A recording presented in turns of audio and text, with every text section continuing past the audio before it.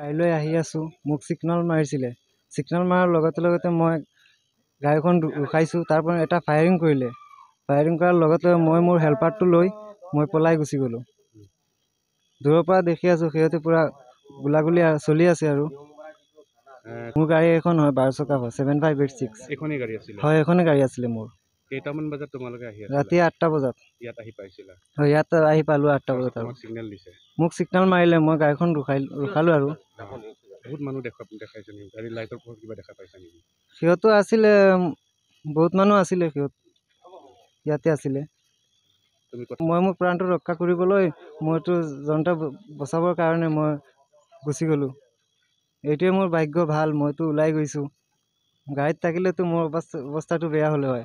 মানে এইটো ঘটনা হৈছে মানে as per the information from ground 5খন মানুহ আহিছে।